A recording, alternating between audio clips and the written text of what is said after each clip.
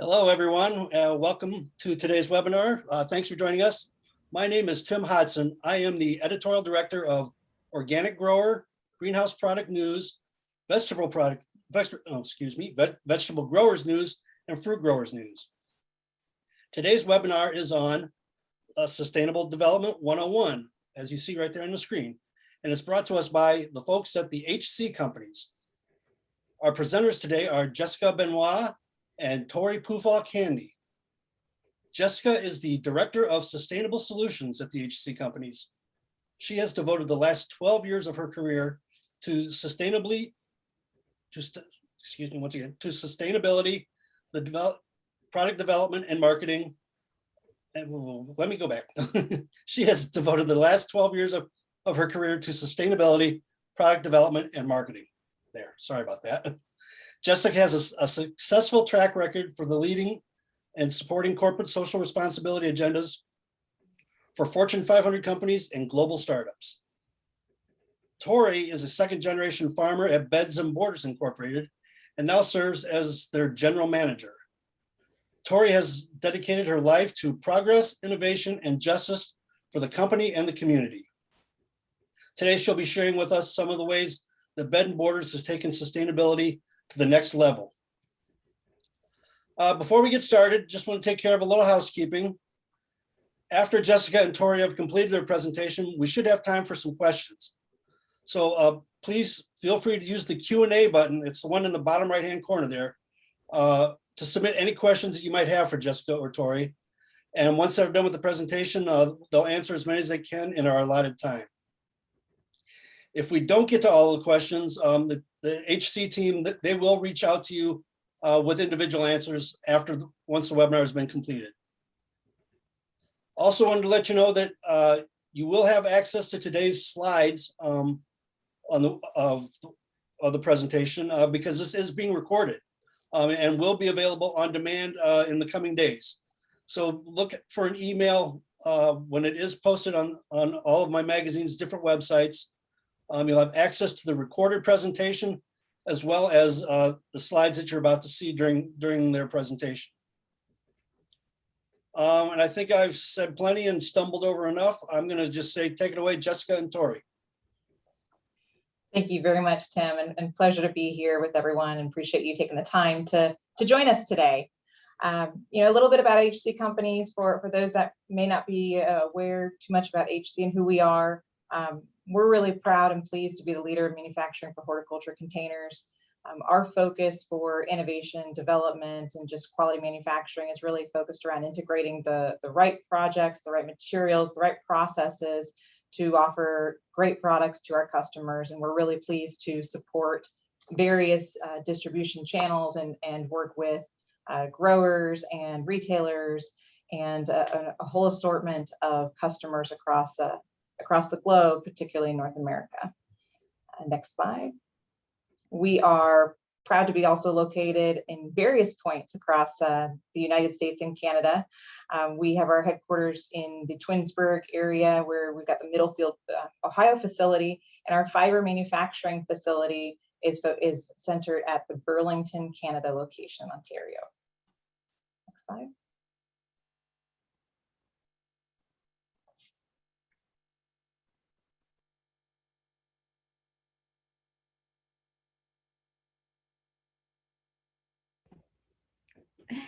Thank you all for joining us today. I'm Tori, as they said in the introductions, from Beds and Borders.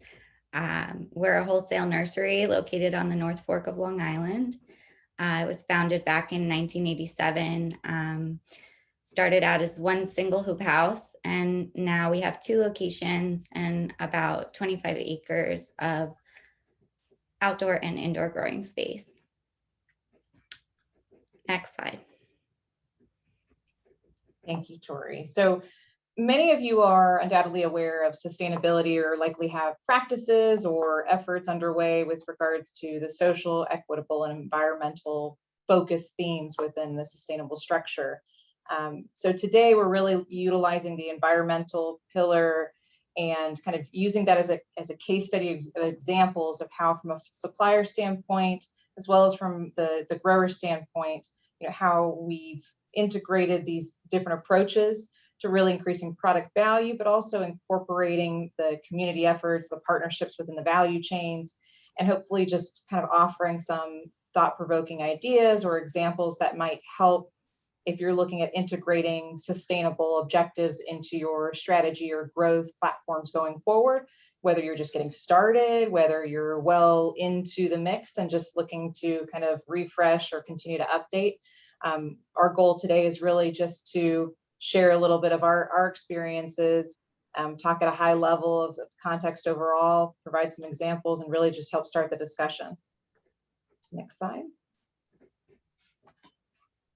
So if we actually go to the next slide, our first principle is really looking at defining sustainability within the business. So starting at the very top of getting into the execution mode, a focus or a recommendation is really to understand the difference of doing well and doing good. So as you're going in or maybe looking at integrating sustainable objectives or metrics, really being able to understand kind of your baseline. All businesses want to do well. You want to be profitable. You want to have a great culture. You want to be recognized. You want to be a leader in your markets, and then you want to do good. You want to be great stewards with what you put out into the markets and be able to help educate or at least provide information around the product and what it's intended to do. So finding the right blend, that sweet spot, will really be an opportunity to grab and cultivate a really larger shared value. So the biggest focus for us is really just understand the baseline of your business, understand, what are your growth drivers, both in doing good as well as doing well, finding that middle ground between the two, and starting to establish some great metrics then going forward. Next slide. So as an example for HC, we are really looking at what do we want to leave behind? What kind of value or legacy do we want to leave within our market, kind of have our footprint in the industries as we continue to develop now and going forward. So with any of these objectives or intentions that you set out, your baseline at this point, we've actually tried to start to segment them through people, process, product, what we do, how we do it, and what we're putting out into the market in our customers' hands, and creating values and value metrics that help us talk the same language, kind of create a common vernacular across our projects and processes so it can kind of roll up. So this is an example on our side of just aligning with our core vision as a business, but also finding, what are those visionary kind of buckets that we really want to focus on, and how do we want to execute that? So when we look at products or projects in development, we're kind of using these as checklists and baseline guidance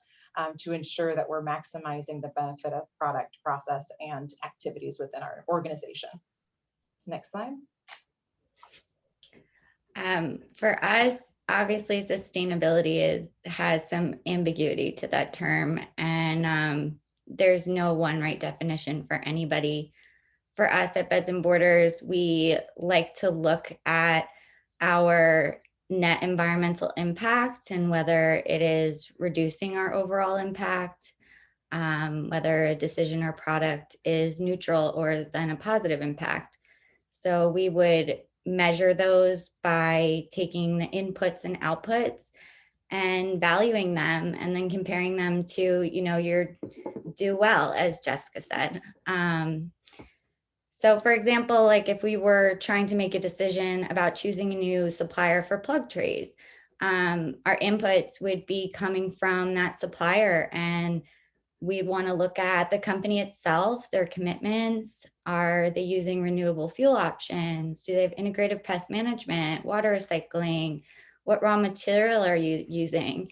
And what's their overall impact? And then you weigh that with other more specific granular details, like what's the carbon footprint of shipping? Where are they located? What sort of packaging do they use? And then, from our side, the outputs, how does the outsourcing impact our overall net impact versus producing in-house? And, maybe this leads to different long-term versus short-term decisions, but, at the end of the day, it's a value add sort of cost comparison. Next slide. So for principle number 2, we've recommended or we would suggest answering the why before the how. It's very important, and I know Tori will mention here in her slides in just a second, but making sure that you're keeping focused, or as you're defining these wonderful intentions, because there's going to be a lot. If you're just starting out, or if you're very veteran in your sustainable strategies, staying kind of focused on why you're focusing on those themes. So once you kind of done your baseline and you know what's going on and you find areas of opportunity, it translates back to why is that focus, or why do we want to engage in sustainable activities, and how does that align with our definition and our mission? So keeping that why always consistent, keeping it focused on the objectives to your business, understanding what's it mean for your business with regards to culture and future sustainability, both from impact as well as just from a business standpoint. The how you get there, the how might we then activate it, comes into play. And that will be ever changing, and that will be ever evolving. Our market is wonderfully shifting in a variety of different ways. Sustainability is constantly, to Tori's point, being redefined, being updated, being recalibrated. So the fluidity that is needed in the how might you execute it will likely continue to change. It's just making sure and recommending always to kind of stay the root of the why, keeping the why intent there. Next slide.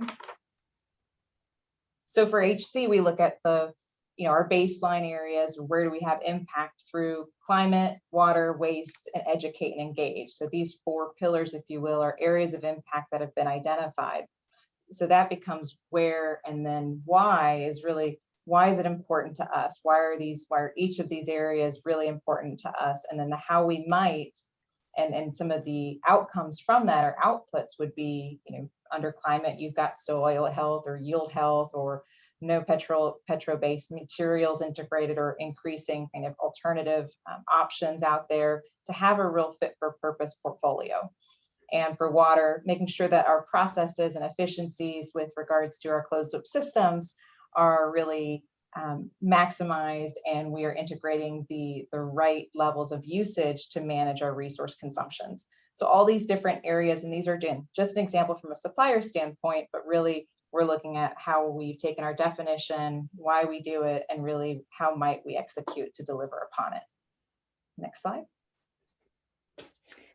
Yeah, so for us, the why is absolutely so essential. It really centers your actions based on your values. And for us, we believe, in order to heal when damage has been done, first, you need to acknowledge the role you've played in, indirectly or directly, that contributed to it in the first place. So for us in this context, it's acknowledging the role our industry and businesses have played and identifying them. Like, where are the areas that you are not doing a great job, where it's long overdue, where we need some innovation in our industry to push us forward. And then we use that knowledge to realize our responsibility, and consider that in our everyday decisions, in just the hopes that we can do as much as possible so that our actions and decisions offer restitution for the future. So for us, it is very much personal, it's spiritual, it's community-based, and it's a personal responsibility. And that's really our why. Next slide. I'm sure we'll go into the how after all this. What do you know? So Tori mentioned something really great in just a moment ago, and she talked about community, and the how we all win is really important. So you're catching a theme here, I'm sure, at the principles of take chances and be open to changes, because the acceptance of things will shift a little bit on that how journey is half the battle, but it takes us all to really make the movement. And it is, there's offerings across the value chain as we work together. Next slide.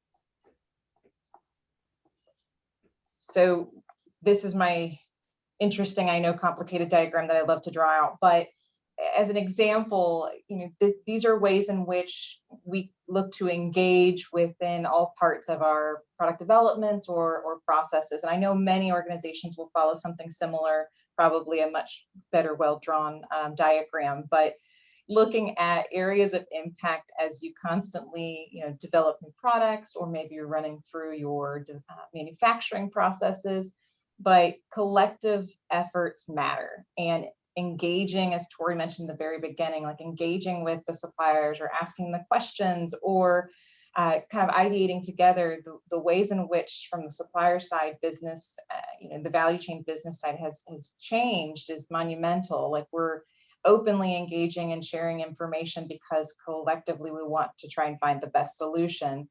Obviously, there are business strategies and market pressures that kind of come into mix, but at the end of the day, if we as a market or industry in horticulture can really set a precedent and have consistent messaging and labels and engaging the right parties and doing our checks and having products out there, we will preserve and protect ourselves from kind of being forced into certain regulation, which we'll talk about a little bit later.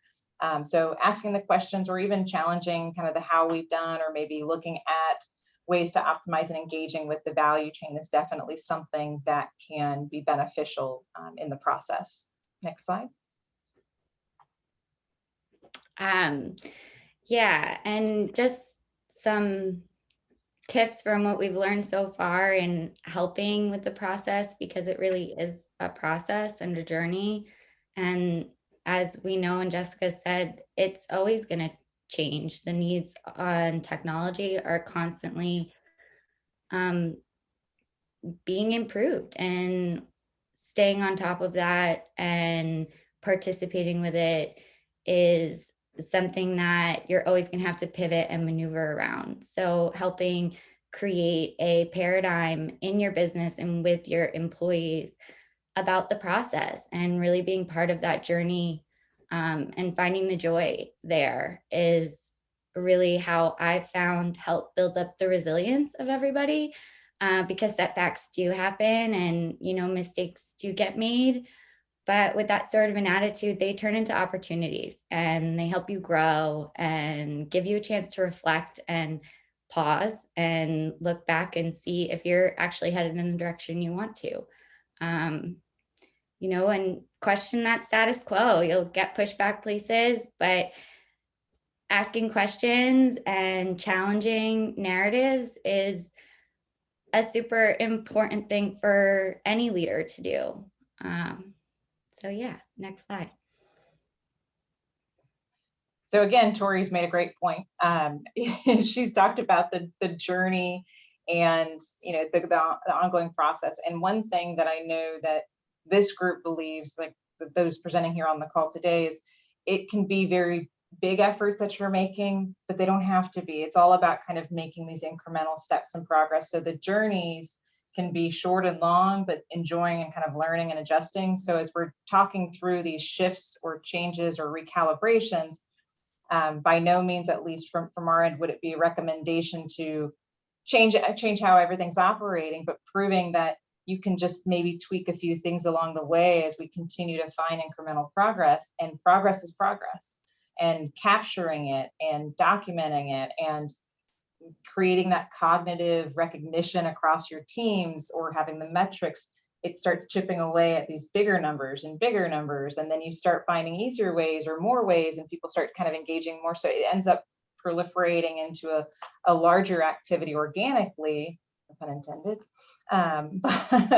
But it ends up being a really great exercise all in all. So it can be as large or as small as you'd like to make it. But at the end of the day, your journey, the biggest piece is keeping it relatable, digestible, and accessible. Tell your story and tell the story of the product. So for us, we look at the message journey, and there's various touch points, again, as through our distribution, through working with our wonderful partners and growers, certification groups, content owned information paths. Ultimately, our goal at the end of the day is, if we're making a product, we want to make sure our growers know the benefits, the retail recognizes the benefits, the end user recognizes the benefits, but we want to make sure they're disposing of it correctly, utilizing, repurposing, reusing, whatever the intent or end of life of the product, and maintaining the message is the hard part, and also the very important part, because that's where we see the full impact of the products in which we develop. So for our products, we're engaging more and more with verification groups, certification groups like FSC and USDA BioPreferred. So it's not just us telling the story. We want to make sure we're backing it up with the data, the third-party validation, and creating some consistency that might be recognized through the various touch points, whether you're a retailer, you're a grower, maybe you're a grower selling to a retailer, making sure that it's the consistent story the second it leaves our dock. Next story or next slide. Yeah, I would echo the same sentiments as Jessica. I think transparency and consistency are so key. Making it easily digestible with the use of icons and already have certifications on there from your suppliers is so great. So those are really good questions to ask when you are vetting people, and how can they help have that contact point throughout the entire manufacturing all the way down to the end consumer, so that there are standards in which the whole industry is being held to. And then for us, that's targeting our messaging from our customers to then their end consumers as well. So not so much from the manufacturing side as working with these sort of verification and certification companies, but more delivering the message to the audience in their own language. So we're saying the same things a lot of the times across the board, but if we're speaking to our end consumer, it might be more of a narrative sort of a way, so that there is more engagement and it's easier to read. Whereas with our communications for emails that go more to just our customers who are experts in the field, we might be a little bit more detailed, give more information about how HCs, how they're standing up to their sustainability commitments, and be creative. And again, like, start with why. Get them to get on board with your values, your story, your messaging.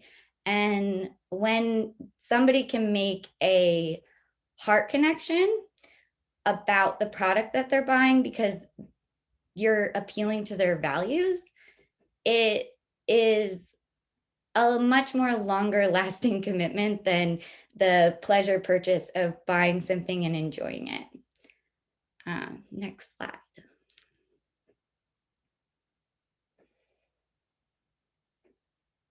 It helps if I take myself off mute. Tori is 100%. I mean, when we think about the digital age that we're in today and how we're ever more reliant into that kind of that virtual world of engagement, sharing that message and creating that persona that can be accessible. And I know Tori and her team have done a great job in doing so, of putting a relatable message depending upon the medium in which they're utilizing. And it doesn't, again, have to be overly robust. It's just keeping the consistency, because people are inquiring more and more. And when you think about how it translates back to your product and your brand, it's over 82%, I believe, was the last statistic that came out, saying that people really are choosing based upon a company's communicated intent and value proposition. So they are more inclined if having two products or two items or two brands or options on the shelf, if one's kind of taken a movement and communicated that through the mediums that Tori described, the decisions most often leaning towards the group that has that accessibility to information. So now that we've kind of laid out the top 4 principles of kind of integrating it in, really it's making the shift.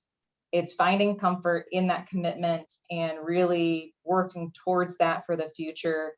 And without being or sounding daunting, but more in a sense of getting ahead before being left behind. And I say that for a sense of, we are seeing more and more regulatory shifts and things are coming about that there could be either confusion or could be additional regulations that may come and may already be impacting, but it's at the point where you can help be a part of that definition before the definition is kind of given, and then compliance kind of comes into play. And that's a whole other discussion, I'm sure, for another day, happy to answer questions. But really, that's our focus here. We really want to respond to regulatory pressures, use it as not a pointing fingers or anything political, but really help provide an open forum for discussion and education.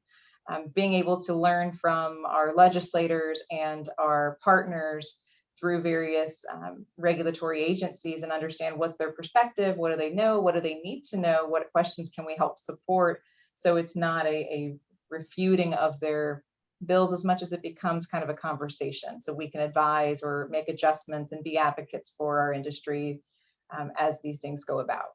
The mitigation of supply chain risk is really being able to Tori's point, engaging with suppliers and finding alternative methods or maybe alternative options, and slowly then kind of incrementally adding in those enhancements into your portfolio. Or maybe you'll find that you can optimize certain lanes or certain products that you've got in play, but making, kind of helping leverage that towards that shift as well.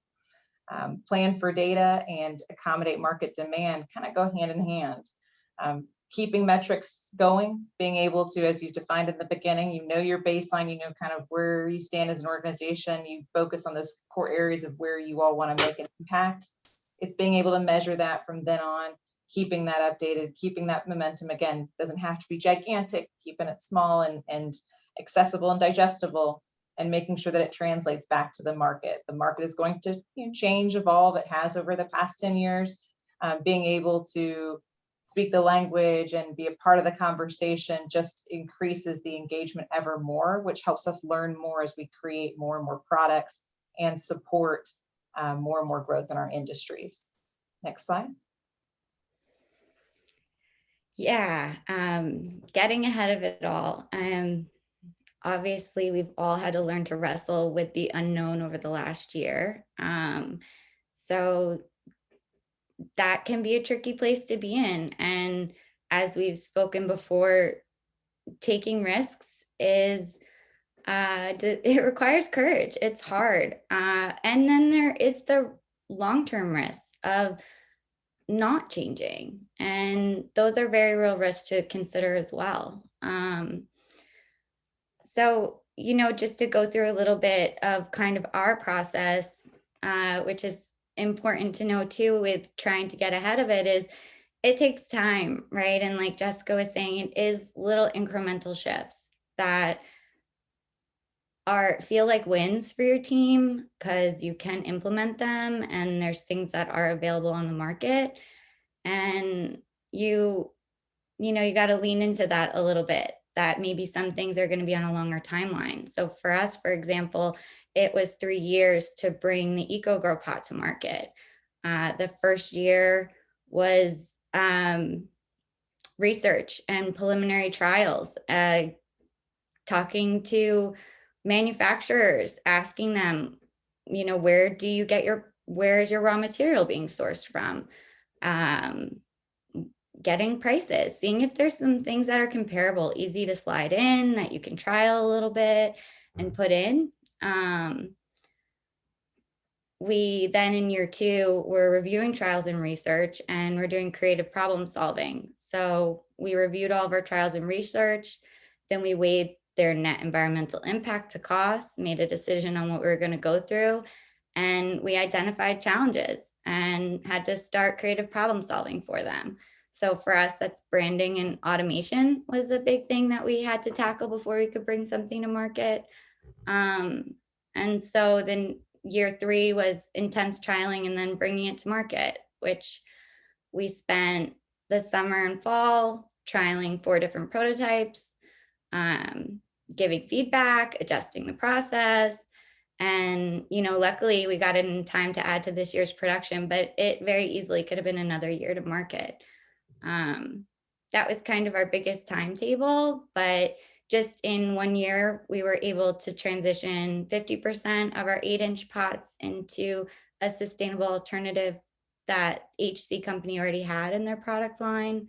And then just in year 2, we're able to jump up to 85% of our 8-inch pots. and we're just going line item by line item. Where can we make the most impact and not put pressure on our production timetable or, our shipping costs based on sizing and other factors. As you all know, there's a lot that goes into it.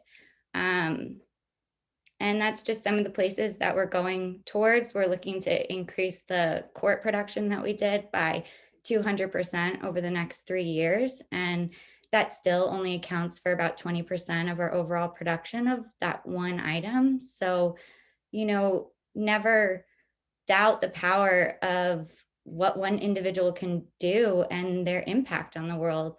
We've learned so much from COVID that, your sneeze impacts somebody that you've never met before and are maybe hundreds of miles away from you. And, don't ever doubt that your individual impact, whether it's, 3 pots of your whole production or 2%, that if all of us do that little shift together, it's a big change. It makes a big difference. So yeah, next slide. Thank you guys. So really, that's the starting point for us. We wanted to have just a discussion and be able to open the forum to share some ideas, kind of talk through some principles that we've learned or exercised or realized over the past couple of years, and really kind of hopefully create a starting point or inspire some thoughts or some new initiatives if you're a veteran and continuing your journey, or if you're just starting it out. Hoping the conversation can continue. Appreciate it. Great stuff, Jessica and Tori. That really interesting, fascinating stuff. I'll let you guys take a quick drink of water and remind everybody we can take some questions now. Please use the Q&A button down there in your right-hand corner, lower right-hand corner. Ask any questions that you might have for Jessica or Tori. I know I've got a couple that I was jotting down as we were going along. And I'm going to throw the first one out to you, Jessica. Can you give our audience today an overview of how your containers are manufactured sustainably and how they're manufactured sustainably? Sure thing. So great question. We're very proud for a variety of processes that have been integrated throughout our facilities. Obviously, something that is very common within the hort industry as a whole is looking at recycled content and utilizing recycled resins, reprocessed, making sure that we're trying not to create some of the virgin content or limiting our virgin content introduction. The other piece, though, on our fiber side is utilizing either closed loop resources, so through corrugate reprocessing and utilizing the fibers as a part of slurry elements, so we're keeping a closed loop system in play, but also looking at sourcing recycled and certified recycled content in our closed loop water facility. So we're reusing a lot of that wastewater that kind of goes through in the process and keeping it kind of internalized. So again, minimizing our resources, using great resource management processes, utilizing, optimizing the supply chain through various methods of sourcing to, one, mitigate the risk, but also to maximize the content that we're introducing into the products. Okay, Tori, I got a question for you. What did it take to, get everybody on board? Was there some arm twisting? Were you dragging people, kicking and screaming? Obviously the corporation made the decision to do what it's doing, but how did you get the team members on board? Yes, there was plenty of arm twisting. And,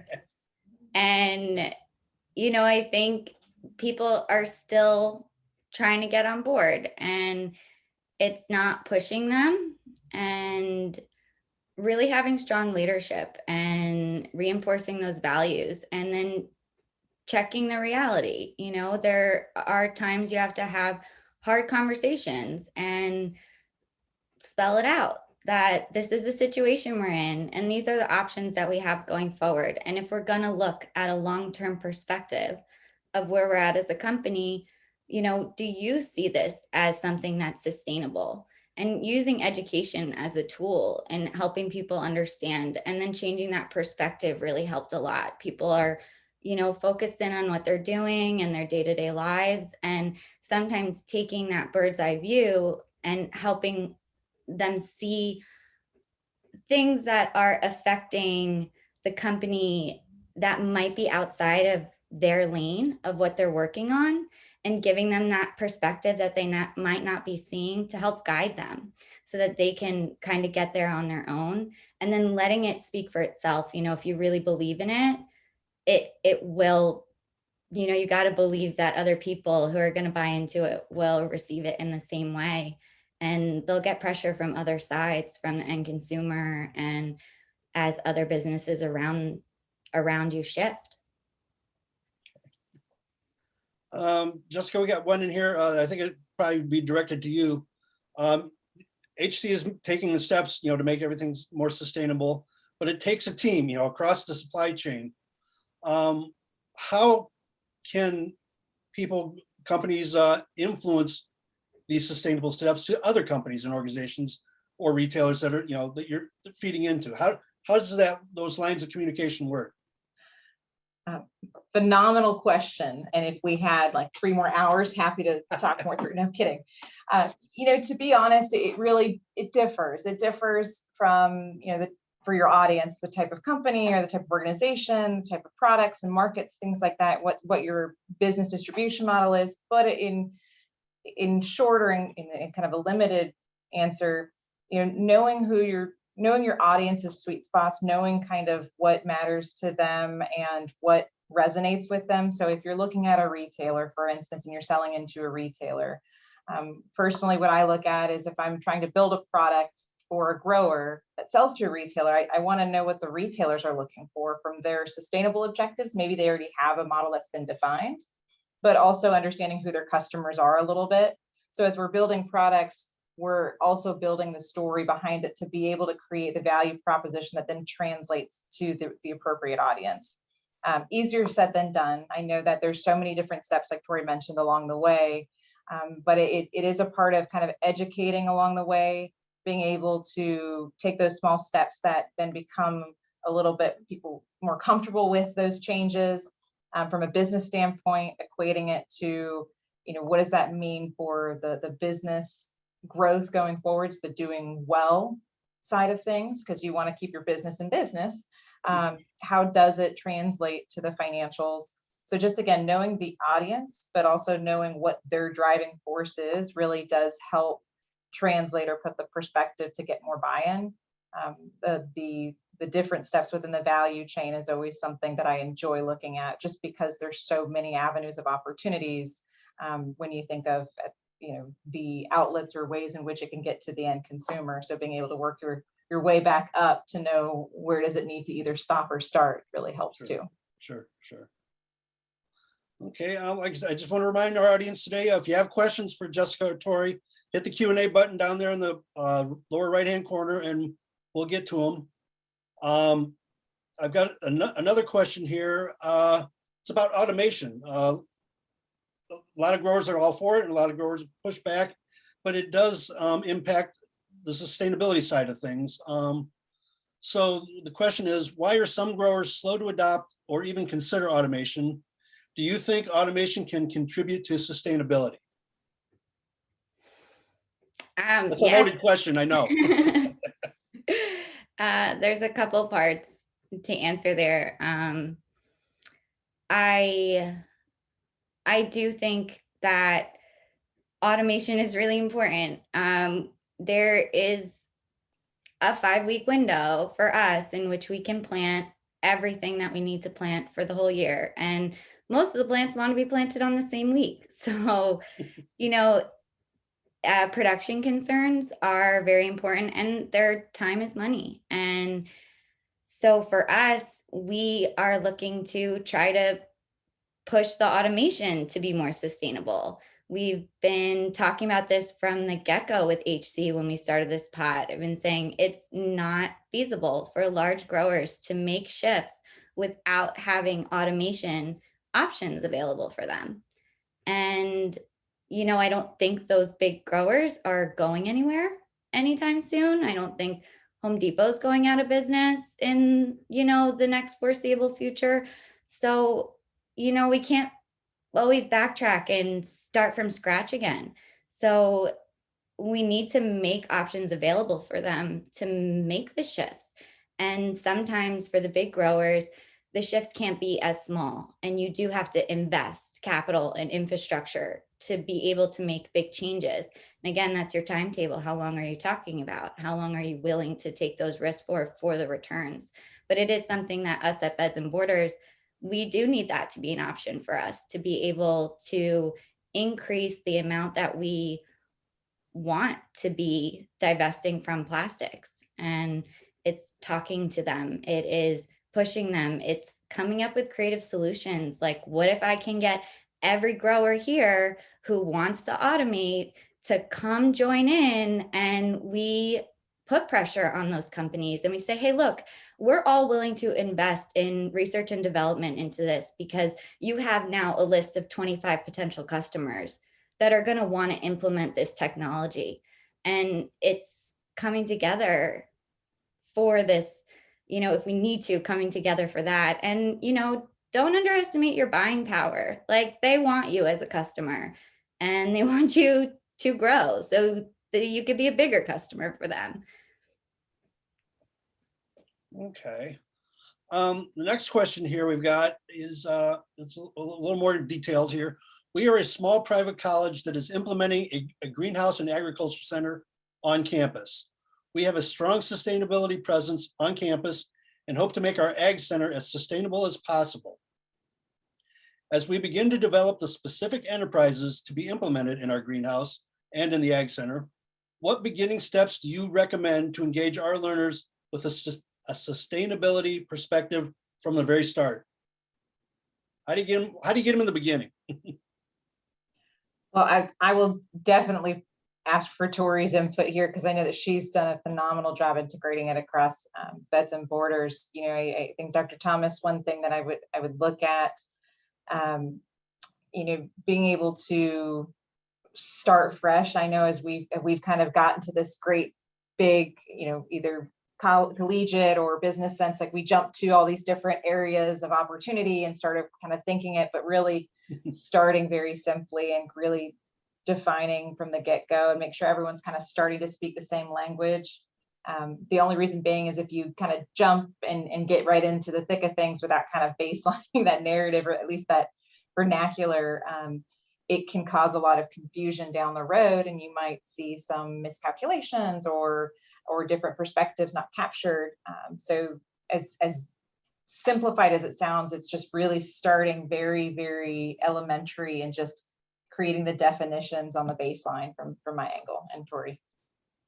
Yeah, I would say starting small too, down to that personal connection, back to people's values and how they see themselves as a part of sustainability and necessary to sustainability, rather than something that's on the external and trying to impact it or put that language and knowledge into them, getting them to engage it because it's impacting their life and their future. And I think asking them questions, asking their knowledge, how things have impacted them, and kind of using that as a starting ground, just bringing it very personal, I think really helps with starting to scale up those conversations and get that engagement right from the ground up. Okay. Next question here, it's about cost. The almighty dollar, that's what we're all dealing with at all times, a lot. But cost is a determining factor especially for smaller companies. Are the sustainable pots more expensive to manufacture and to buy? This person is more interested in becoming more sustainable, but she would like to know what our options are when it becomes biodegradable versus plastic. I know Jessica probably has the most relevant manufacturing info, but I thought it was going to be very expensive at the beginning. And I thought this was going to be something that we were going to have to really take a hit in and build that in and increase costs and all, or increase prices and stuff like that. But surprisingly, it was a few cents off of our original price point. It has not really impacted our bottom line very much. And you just got to get out there and ask and get those prices and see what works for you. Um, did you implement that cost or into the end product? We didn't have to. You didn't have to? Okay, it was cool. We didn't Cool. have to increase prices at all. Cool. And to Tori's point, I think there is this common kind of thought of it's always going to be more expensive. And being very honest, oftentimes it can be a little more expensive. Manufacturing wise, depending upon the material, there are different calibrations or different equipment based upon the material or composition that require either longer cycle times or the material might cost a little bit more. It really, is dictated at that end of life or what that material is. On both sides, I look at, how do we help normalize the market? And this is to Tori's point where you can minimize the price increase. And I think that normalization will come more with more adoption in market. You'll start to see more products and availability out there. So where this price premium will start to kind of level set, but there's still a lot of buy-in to occur. So that's part of having these open discussions and being able to share the price or share the cost in a lot of ways too. So my biggest piece for growers is, if there is an increase in price on some of the pots, make sure that you're sharing that conversation with your customers as well. And I'm not saying raise price on everything or don't raise it, that's a business decision, but being able to not price yourself against an opening price point product. You have a value offering in your product, and making sure that communication has been shared and it translates to the end user. We find statistically, I think it's over 65% of end users will happily pay up to about 20% more on a product given the product. And it's all about making sure that there's a shared kind of execution within that. Again, it can vary by industries, but they can cost more, and it just depends upon the end of life and the size and form function. Next one here is about in-house trials and, working those into the system. They're great to do to find the right products, the right processes along the way, but they do cost money and expertise. So how can a small producer incorporate these kinds of trials, especially, in a tough economy that we're dealing with right now? Yeah. We would look at our customers and kind of try to isolate some people who are on board and say, hey, we've got some things we want to throw at you. Are you willing to try them out for us? Maybe offer it at a discounted price instead of full price for something like that, if you still wanted to make some money on it. But you don't need a ton to trial. If you do some well-placed trials in different areas of your greenhouse, kind of isolating different conditions that you would need the pot to hold up to, whether that's outside, whether things are something with a 10-week library versus a 20 versus an 8, and just be very selective about which plants and where and what conditions you really need to look at. For us, it was a lot about lifespan. How long does it hold up in the greenhouse for? It was a big concern. And then airflow, because mold had been an issue previously. So we would stick trials of tons of plastic, but then just put like 2 flats in the middle of it where it's a very, there's no airflow. It's the hottest, humidest part of the greenhouse, and monitor it. But I don't think you need to start with a lot, and it doesn't have to be a huge cost. I think distributors are looking to push stuff too. So ask for samples, like call and ask for a sample and chances are, if you tell them why, I once asked for samples because I wanted to test heights on the shipping on our carts and see if that impacted it. But I needed 24 to fit on the rack, and said, This is why I need to trial this. We're either going to have to drop this pot because it's increasing our, cart quantity that we're having per customer by this amount. And I need to just try it out and see if it'll fit with this many pots on our shipping with it full and all that stuff. And they want to sell it too. So usually they will give you samples if you ask for it and you are very specific with your trialing. You don't really have to invest a huge amount, in good record keeping, keep your data for sure. Well, and like you said in the beginning, it's not a race. It's not a sprint. It's a marathon. It's a journey. It truly is a journey. And developing those partnerships along the way at every part of that journey, from a sample here to the final product sold to the consumer. So there are plenty of opportunities to make those connections.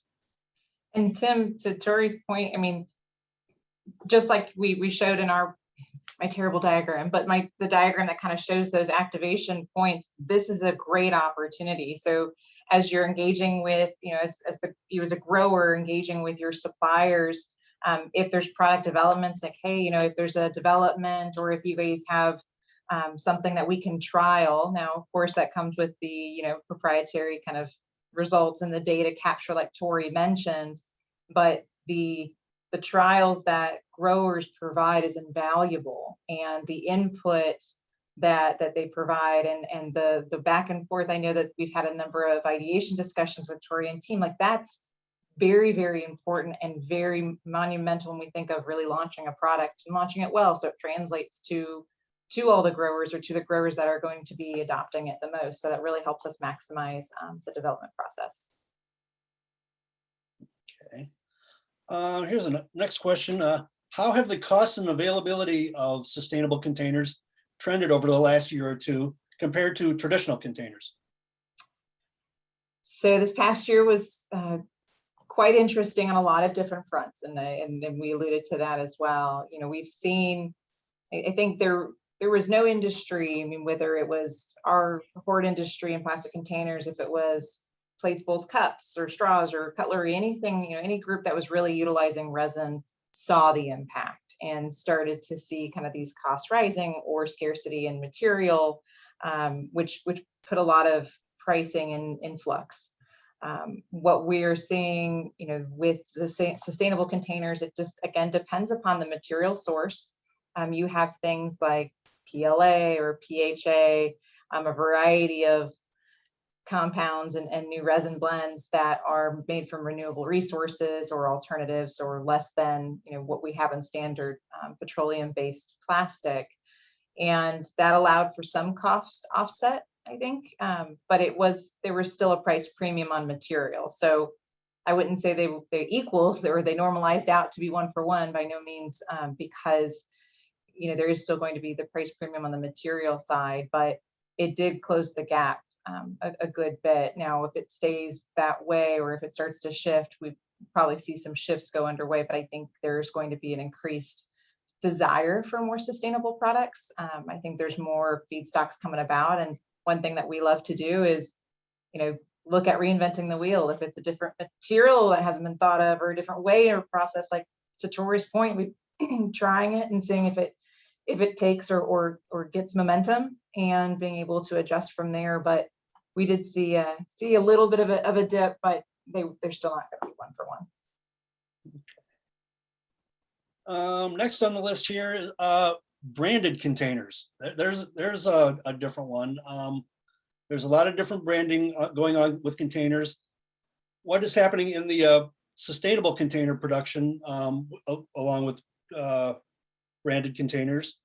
And what are the options that some growers might have?